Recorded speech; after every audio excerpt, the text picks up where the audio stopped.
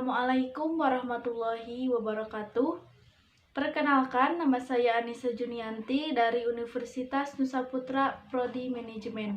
Dalam video kali ini, kita akan membahas mengenai konsep return dan resiko investasi. Yang pertama, kita akan membahas mengenai return. Nah, return ini bisa dikatakan sebagai suatu kinerja finansial investasi pada suatu aset. Nah, terdapat 3 pengertian atau 3 jenis yang menggambarkan return ini. Yang pertama yaitu return historis, yang kedua yaitu return yang diharapkan, dan yang terakhir yaitu return yang disyaratkan. Return dapat dihitung ke dalam 2 bentuk. Bentuk yang pertama yaitu dalam bentuk dolar atau rupiah, dan yang kedua yaitu dalam bentuk persen. Misalnya, sebuah investasi membutuhkan dana sebesar $1.000. Realisasi dari investasi tersebut setelah 1 tahun yaitu 1.100. Maka berapakah return dari investasi tersebut?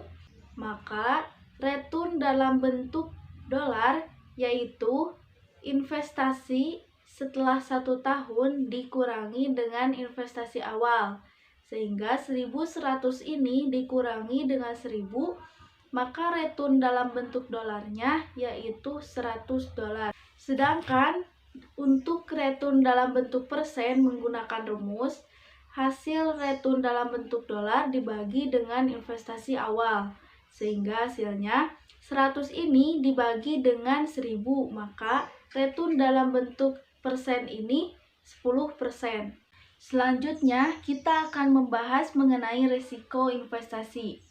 Nah, seperti yang kita ketahui, return investasi di masa yang akan datang penuh dengan ketidakpastian atau uncertain.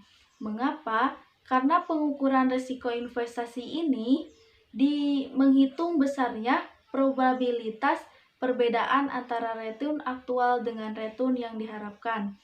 Jauh lebih kecil dibandingkan dengan return yang diharapkan, karena semakin besar risiko investasinya. Sehingga bisa dikatakan bahwa melakukan investasi pada saham akan mempunyai risiko lebih dan juga return yang lebih tinggi. Oleh karena itu, maka terdapat risk premium, merupakan perbedaan return di antara investasi yang memiliki tingkat risiko yang berbeda. Selanjutnya, bagaimana kita melakukan estimasi terhadap return dan risiko tersebut? Untuk mengestimasikan return sekuritas sebagai aset tunggal atau stand-alone risk, maka para investor tersebut harus memperhitungkan expected return atau return yang diharapkan dengan menggunakan rumus ini. Sehingga para investor tersebut bisa mengestimasikan return sekuritas sebagai aset tunggalnya. Selanjutnya, bagaimana kita melakukan estimasi terhadap risiko?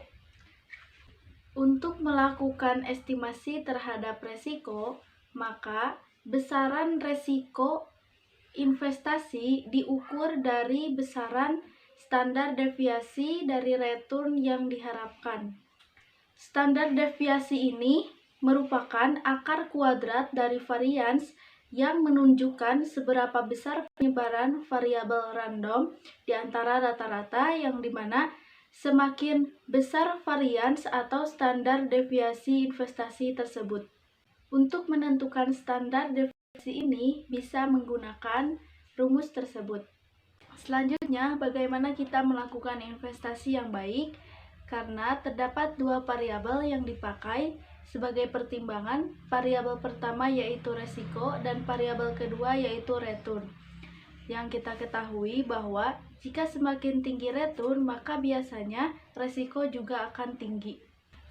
Untuk membuat keputusan tersebut, kita dapat menggunakan perhitungan relatif yang dikenal dengan istilah coefficient of variation atau disingkat dengan CP atau koefisien variasi, yang dimana rumusnya ini yaitu standar deviasi dibagi dengan expected return.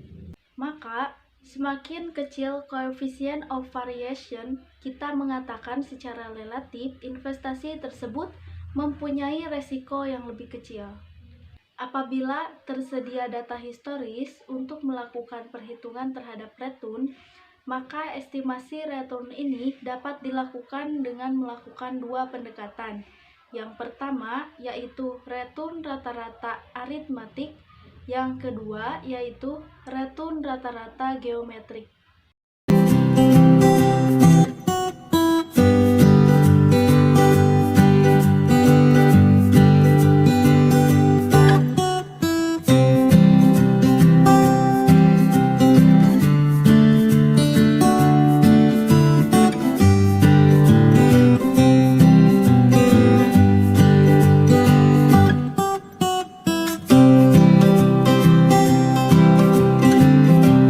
Mungkin hanya itu yang dapat saya sampaikan.